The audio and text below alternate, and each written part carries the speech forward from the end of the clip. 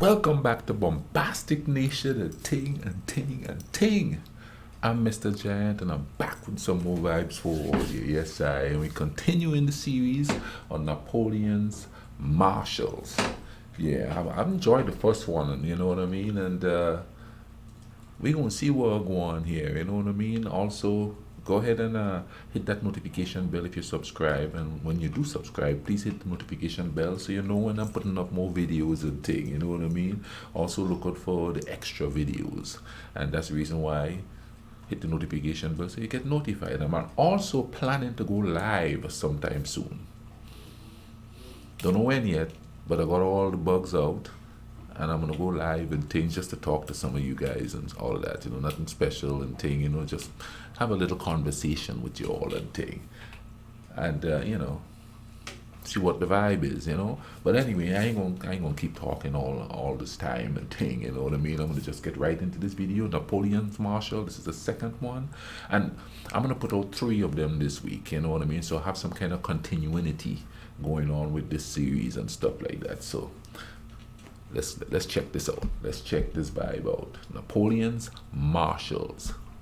Second one. Let's YouTube and simmer.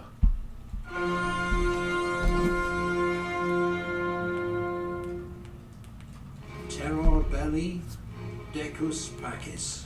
Decus Terror pacis. in war, ornament in peace. The words inscribed on every French marshal's baton. In France, the title of Marshal or Maréchal goes back at least to the 13th century. It represents the highest possible position of military authority. Authority symbolized by a marshal's baton. The title was abolished during the French Revolution as incompatible with the egalitarian spirit of the age. But in 1804, Napoleon founded a new empire and restored the ancient rank. This is Epic History TV's guide to Napoleon's Marshals. All 26 have been ranked according to our own evaluation of their achievements as marshals, with expert guidance from retired Lieutenant Colonel Remy Porte, former chief historian of the French Army.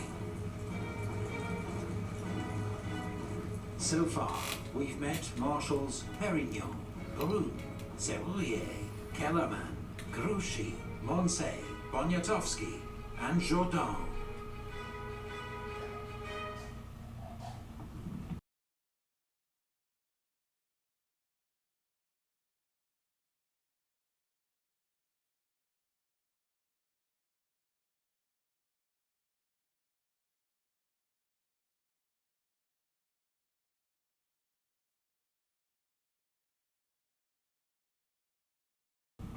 Let's get to the rest. Thanks to our video sponsor, Displate. For those who don't know, Displate make exceptional metal posters that allow you to decorate your home with unique collectible artwork that reflects your interests and passions. As you can see, Displates are shipped in secure and elegant packaging and can be put up in just 20 seconds using a sticker and magnet system, so no need for drilling or hooks. They're easy Let's to swap skip around this. when you buy 3 or more. Thanks again to Displate for sponsoring this video. Let's get to the Marshals. 18. Marshal Bernadotte. I can only say that Bernadotte let me down. I can accuse him of ingratitude, but not of treason. Ingratitude. That sounds personal to me.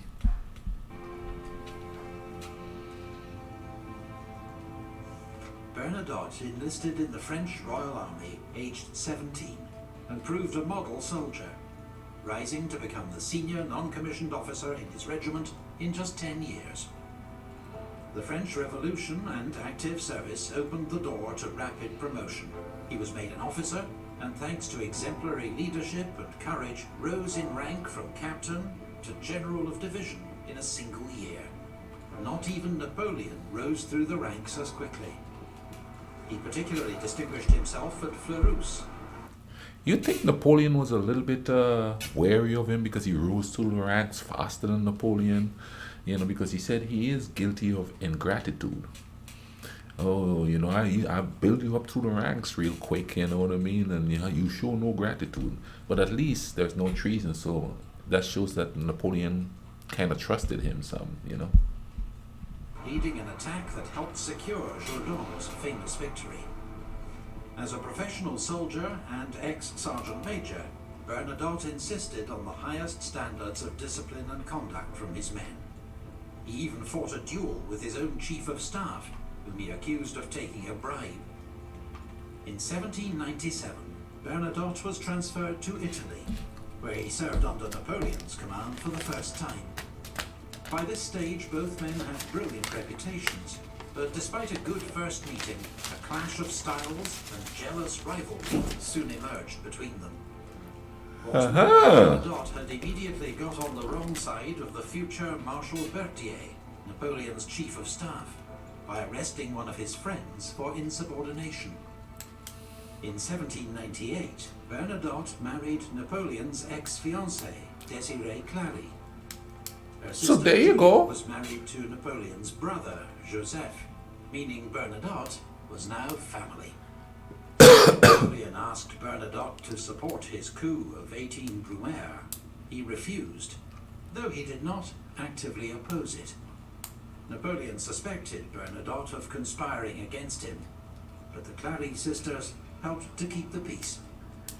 Throughout this period, Bernadotte held key posts as Minister of War in 1799, Commander of the Army of the West in 1800, and Governor of Hanover in 1804, proving highly effective in each role.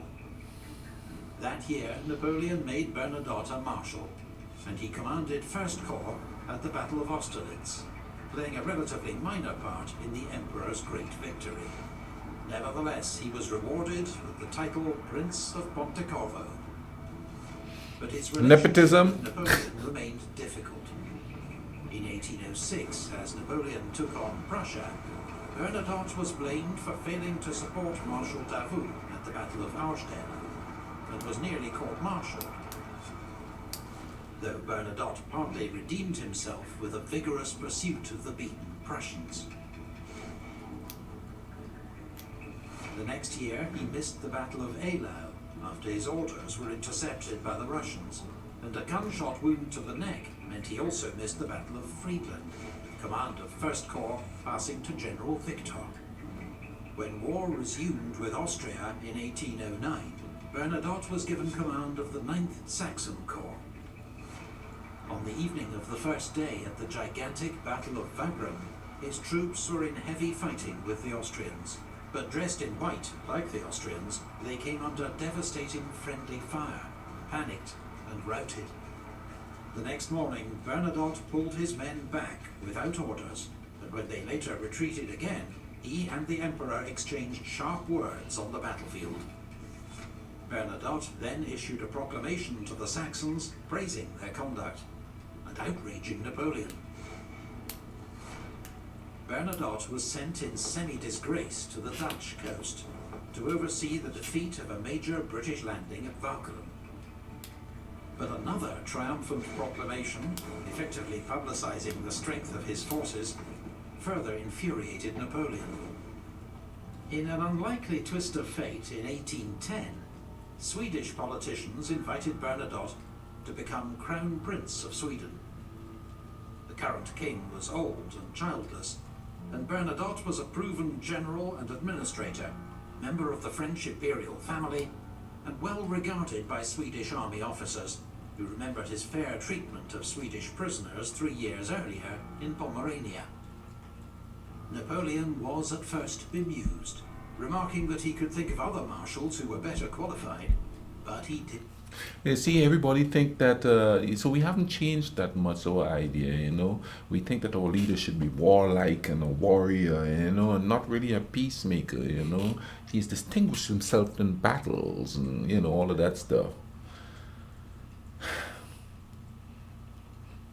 I know there's a point in history where somebody said, that's a peaceful man. We want that man to lead us so he could bring peace to us. But I don't see that happening anymore because, you can't put an army general in charge who is trained in the art of war to bring peace, because war don't bring peace, war just bring resistance.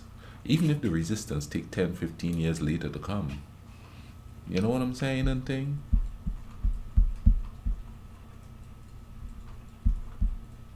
Let's keep going here. Pomerania. Napoleon was at first bemused, remarking that he could think of other marshals who were better qualified, but he did give his assent, even when Bernadotte made it clear that as Crown Prince he would pursue Swedish interests. He was true to his word. 3 years later, with Napoleon on the ropes after his disastrous invasion of Russia, Crown Prince Bernadotte brought Sweden into the Sixth Coalition and declared war on France. Wow. With his insider knowledge, he helped the Allies to devise the Trachenberg Plan, a strategy for defeating Napoleon in Germany by avoiding battle with Napoleon himself and targeting only his marshals. In September, Bernadotte defeated former comrades Marshals Augereau and Ney at Dennewitz. They didn't treat him right to begin with anyway. He played a major role in the great Allied victory at Leipzig. Bernadotte's legacy would prove the most lasting of any of Napoleon's marshals.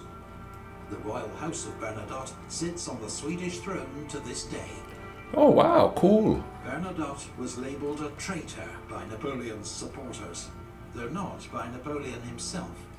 He was unquestionably a gifted soldier and administrator, but his personality clash and long-running feud with the Emperor meant he was never a great marshal. They kind of missed out, you know. Marshal Augereau. His courage, his outstanding virtues elevated him far above the crowd, but honors, titles, and money plunged him back into it. Now, let's see what that means.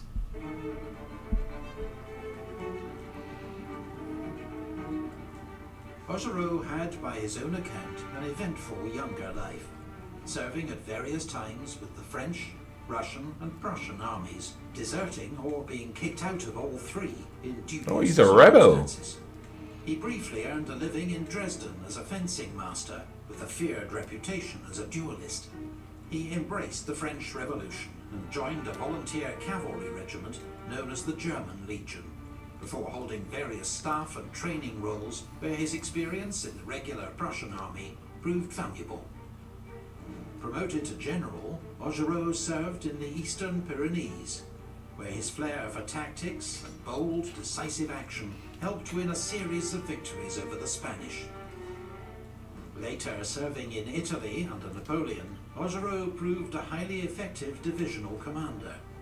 The future emperor's reports were glowing. Strong character, firmness, energy, has the habit of war, liked by his men, and lucky. In 1796, Augereau played a leading role in Napoleon's victories over the Austrians at Castiglione and Arcole. In fact, the painting of Augereau's heroism at Arcole Bridge long predates the more famous version by Vernet, in which Napoleon takes center stage, and is an Napoleon's got to take center stage. Augereau's standing among fellow generals, however, was damaged by an enthusiasm for looting to rival General Brune, while others were irritated by his loud and boastful manner. Augereau was known to be a reliable Republican, and in 1797 Napoleon sent him to Paris to be the military muscle for the coup of 18 Fructidor. This was an army-backed purge of pro-royalist politicians threatening to restore the French monarchy. A brief spell in charge of the Army of the Rhine demonstrated that Augereau was not suited for high command, as his unruly entourage and obsession with plunder caused chaos at headquarters.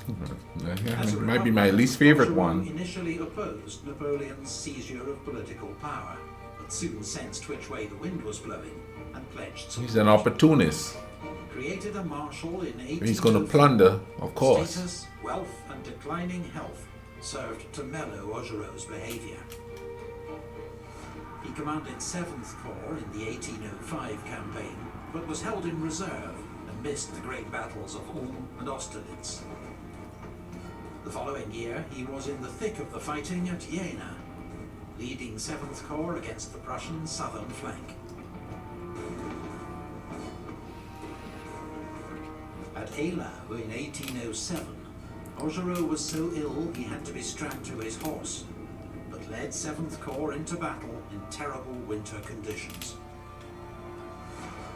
Ordered to advance, his corps lost its way in a blizzard, was mown down by Russian guns, charged, and virtually destroyed. Augereau himself was hit and crushed under his own horse. He returned to France to recover, but was never the same again. His energy and zeal were gone. During Napoleon's war in Spain, he was sent to replace Saint-Cyr as commander of the Army of Catalonia. He completed the grim 7-month siege of Girona, but was soon replaced by MacDonald for his lackluster performance. In 1812, Augereau commanded depots and reinforcements in the rear, as the Grande Armée marched to its destruction in Russia. However, at Leipzig he was briefly back to his best, inspiring his small corps of conscripts to fight for several key villages in the south in the face of relentless Austrian attack.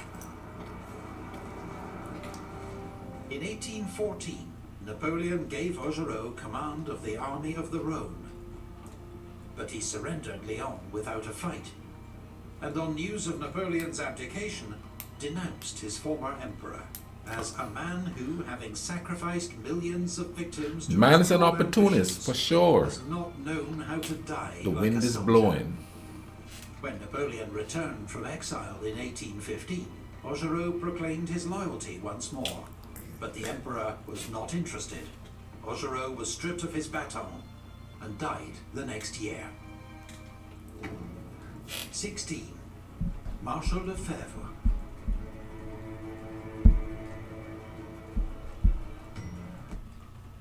A truly brave man who does not concern himself with the maneuvers on his left and right, but thinks only of fighting well and is not afraid to die. Okay, let's see what this one's about here. Come on now, let's get going. François Lefebvre was a sergeant Lefebvre. with 16 years' service in the elite Garde Française when the French Revolution broke out. When the Guard was disbanded, he became an officer in the Paris National Guard and received the first of many wounds protecting the royal family from an angry mob. Every inch the soldier, the Revolutionary Wars brought Lefebvre opportunity for active command and rapid promotion. In just 2 years, he rose from captain to general, establishing a reputation as a formidable divisional commander, a good tactician, brave, energetic, and attentive to the needs of his men. His chief of staff, the future Marshal Soult, acknowledged that he learned much from Lefebvre's example. In 1799, Lefebvre commanded the Paris military district. Not much impressed by politicians, when Napoleon asked him to support a coup, he was all for it, declaring, "Yes, let's throw the lawyers into the river." In 1804, Napoleon made Lefebvre People hate lawyers back honorary then too, marshal. if that's what that meant back then. Because Napoleon assumed Lefebvre would prefer a quiet life in the Senate after a decade's active service with the scars to prove it. But he'd underestimated Lefebvre, who pleaded for a frontline role. So the emperor gave him command of the Imperial Guard Infantry for the Jena campaign. The next year, Lefebvre commanded the siege of Danzig, inspiring the troops of 10th Corps by leading one counterattack in person. After the successful conclusion of the siege, Napoleon awarded Lefebvre the title Duke of Danzig. My man is just Lefebvre's awarding record as titles, isn't was he? mixed. In Spain, he exasperated Napoleon by twice ignoring orders. But in 1809, when Archduke Charles of Austria launched a sudden attack on Bavaria, Lefebvre's Bavarian 7th Corps was crucial in slowing the enemy advance, until Napoleon arrived to take charge. He was then given the difficult task of suppressing a popular revolt in the Tyrol, led by Andreas Hofer, which he achieved despite some early setbacks. For the invasion of Russia, Lefebvre commanded the infantry of the Old Guard. During the retreat from Moscow, the 57-year-old Marshal insisted on marching on. You notice that the wars were so close in time that it's the same people that are leading. It's not like it's years down the road, different generals, different marshals, different, you know what I mean? Unless somebody died, then somebody else take over. But it seems like it's the same men, some of them being loyal and then not being loyal.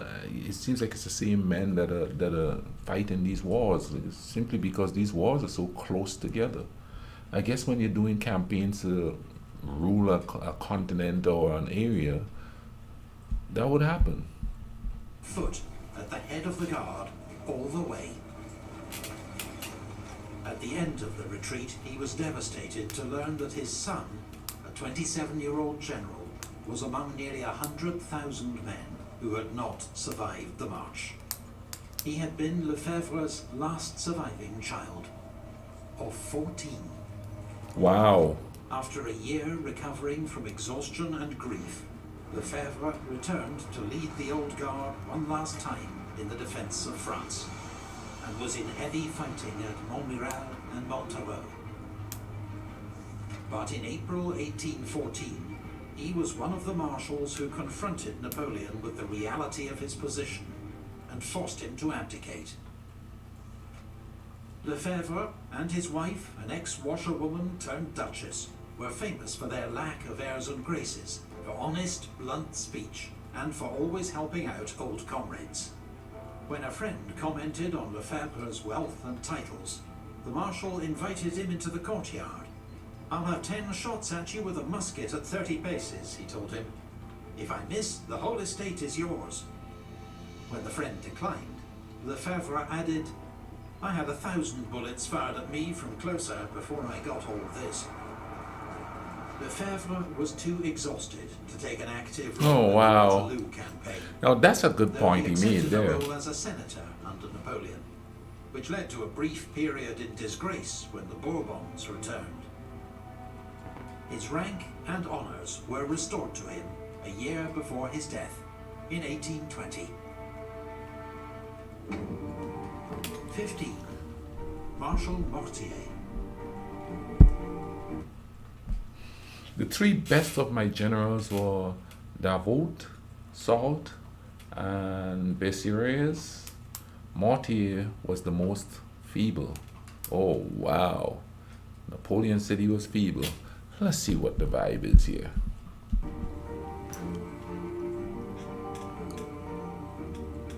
Edouard Mortier was from a prosperous middle-class background in France. When the French Revolution began in 1789, he volunteered for the National Guard, a new middle-class militia charged with preserving order and defending against counter-revolution. When war broke out with France's neighbours, Mortier's unit was sent to the front. Standing 6'4", Mortier was conspicuous for his height and bravery, being wounded twice and winning praise from his commander, the future Marshal Lefebvre. Why is he feeble, Napoleon? Mortier fought under General Massena's command at the Second Battle at Zurich, helping to defeat the Russians and winning promotion to the rank of General of Division. Mortier then spent 3 years commanding the Paris military district. His efficiency impressed the new First Consul, Napoleon Bonaparte, who chose him for an important mission in 1803, the occupation of Hanover, a German state belonging to the Hanoverian kings of Britain, with whom France was, once more, at war. Mortier carried out this assignment with tact and diplomacy, ensuring the occupation was unopposed. This delighted Napoleon, who rewarded him a year later with the rank of Marshal. Following Napoleon's victory over the Austrians at Ulm in 1805, Mortier and his new 8th Corps led the pursuit of the retreating Russians. but became encircled by a much larger force at Durenstein. Mortier fought his way out of the trap with a nighttime Ben in charge, a remarkable escape, but his corps suffered heavy losses. Mortier and 8th Corps were in a supporting role for the Jena campaign of 1806. But the next year at Friedland, his corps played an important role holding Napoleon's left wing, as the Emperor inflicted a devastating defeat on the Russians. Mortier was well liked by all, and almost uniquely did not engage in feuds and rivalries with the other marshals. Oudinot was a particular friend.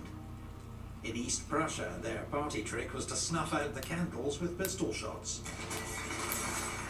They always paid generous compensation for damage caused. In 1808, Mortier joined Napoleon for the invasion of Spain and commanded 5th Corps at the brutal siege of Zaragoza. He then helped win a series of victories over Spanish forces, including the crushing victory at Ocaña, operating alongside another friend, Marshal Soult. Mortier was recalled to France to organize and train the Young Guard, a new junior unit of the Imperial Guard, made up of the best conscripts from each year's intake. Mortier led the Young Guard in Russia in 1812, but was powerless to prevent the Corps' destruction on that campaign. First through exhaustion and disease on the march to Moscow, then on the retreat, where his surviving troops were effectively sacrificed to hold open the road at Krasny and allow the army's escape. Mortier continued to command the Young Guard during Napoleon's campaigns in Germany and France, and was never far from the action. At Lutzen, he was trapped under his wounded horse, was in heavy fighting at Leipzig, and had his hat shot through outside Paris. In 1814, the final defense of the French capital fell to troops under Motier and Marmont, with support from Marshal Moncey's National Guard. Mortier told his men, "We have not enough troops to resist their large armies for long, but today, more than ever before, we are fighting for our honor." When Napoleon returned from exile in 1815, he wanted Mortier to resume his customary role at the head of the Young Guard, but a severe attack of sciatica prevented him joining the Emperor at Waterloo. Napoleon never regarded Mortier as suitable for major independent command, but his loyalty and conduct were always beyond reproach. He went on to serve the restored monarchy as ambassador to Russia and briefly minister for war. In 1835, he was riding beside King Louis-Philippe in a public parade when an assassin opened fire with a homemade multi-barreled gun. The king received a minor wound, but Marshal Mortier and 17 others were killed. 40. Why was he feeble? I don't understand. Unless back then the word feeble meant something different. My man seemed to have served with honor and bravery. Okay, I heard there was a lot about Marmont. Let's see what Marmont is all about. Marshal Marmont. I was betrayed. Ooh! I was betrayed by Marmont, whom I couldn't call my son, my child, my creation. Vanity was his undoing. Ooh, the plot in this one is thick. Let's see what's going on here.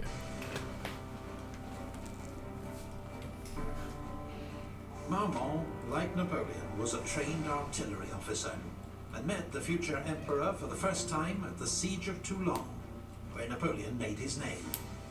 They formed a friendship, and when Napoleon was given command of the French army in Italy, he took Major Marmont with him as an aide-de-camp. Marmont distinguished himself at several of Napoleon's early victories in Italy, and was commanding his own artillery regiment by the age of 23. As part of Napoleon's inner circle, Marmont accompanied him on his expedition to Egypt in 1798, fighting in the battles of Alexandria and the Pyramids. Oh, in He Egypt? backed Napoleon's coup of 18 Brumaire, as Napoleon overthrew the Directory and made himself first consul of France. 6 months later, Napoleon led an army over the Alps into Italy. It was his artillery commander, General Marmont, who figured out how to get the cannon through the mountain passes using man-hauled sledges. At the ensuing Battle of Marengo, Marmont's skilled handling of the artillery helped Napoleon to win a decisive victory over the Second Coalition. 2 years later, Marmont was made Inspector General of Artillery, working with Napoleon to implement reforms that improved firepower, mobility, and supply. Marmont was bitterly disappointed not to be among the first marshals created in 1804, but he was still only 29, and Napoleon assured him that time was on his side. No, not if you fight in wars. In 1805, when his corps was sent to guard the army's strategic southern flank, and so missed the great victory at Austerlitz. The spoils of that war included Dalmatia, which Marmont was sent to govern in 1806. Though he lived in extravagant luxury, his reforms and infrastructure projects were so effective that even the Emperor of Austria later admitted, "It's a great pity that Marmont was not in Dalmatia 2 or 3 years longer." When war broke out with Austria again in 1809, Marmont marched north with 11th Corps to join Napoleon near Vienna. But at the Great Battle of Wagram, his troops remained in reserve, while the other corps were engaged in ferocious fighting. At last, an opportunity to prove himself came, as Napoleon ordered him to pursue the retreating Austrians. But reckless overenthusiasm nearly led to disaster at Znaim. A week later, Napoleon He's trying to prove created himself. 3 new marshals, MacDonald, Oudinot, and Marmont. MacDonald for France, it was said, Oudinot for the army, Marmont for friendship. Napoleon then rather undermined the moment by telling Marmont, "Between ourselves, you've not yet done enough to justify my choice." Wow. His big chance came in 1811, when he was sent to Spain to replace Napoleon Marshal was Lefebvre. brutally honest. But after a promising start and some bold maneuvering against the British on the Douro River, he stumbled into disaster at Salamanca. Marmont himself was an early casualty of the battle, badly wounded by a shell burst and carried from the field, as Wellington routed his army. After convalescing in France, Marmont was back with the Grande Armée in 1813, as Napoleon battled to save his empire. He commanded 6th Corps throughout the campaign in Germany, fighting at Lützen, Bautzen, and Dresden. At Leipzig, he held the northern sector with skill and determination, making Blücher's Prussians pay a high price for the village of Möcker. Marmont played an important role in Napoleon's 1814 defense of France, shadowing Blücher's movements along the Marne River and guarding the road to Paris. But by now, he was showing signs of exhaustion and disillusion. At the Battle of Laon, he allowed his corps to be surprised by the enemy, with heavy loss. Napoleon's stinging criticism may have been the moment that ended Marmont's loyalty. He was the senior marshal in Paris when the Allies attacked on the 30th of March. After a day's fighting and facing inevitable defeat, he negotiated the city's surrender. 5 days later, with Napoleon at Fontainebleau still planning to march on Paris, Marmont marched his corps over to the Allied lines and surrendered. Napoleon was shocked at this betrayal by one of his oldest comrades. Yes, it wasn't a betrayal. He'd already been Wow. persuaded that he must try to abdicate in favor of his 3-year-old son.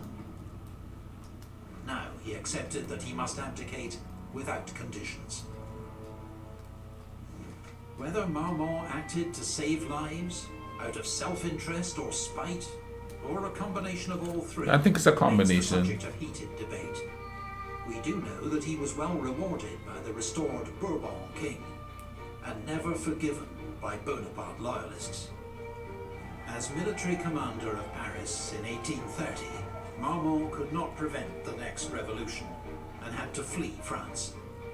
He spent the rest of his life in exile, becoming tutor while he was in Vienna to Napoleon's son, the Duke of Reichstadt. He was the last of Napoleon's marshals to die in Venice in 1852.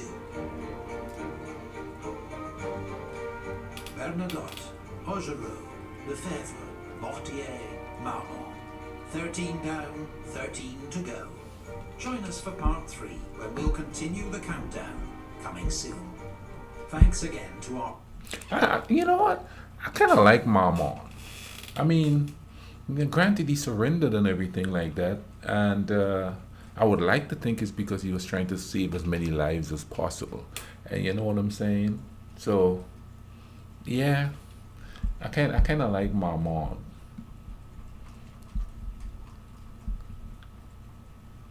I like the brother. Anyway, thank you all for watching this with me. Keep watching them with me.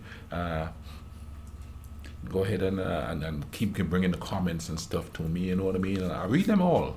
It might not seem like it, but you know I do read them all and take. You know what I mean? And like I said, hopefully I'm gonna go live here real soon. Got all the kinks out of how to go live because I had to figure that stuff out. And thanks to my buddy Scott Hall that helped me with that. You know what I mean?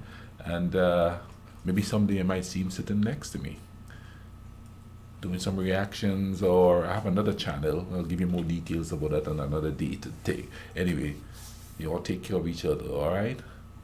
Cool runnings.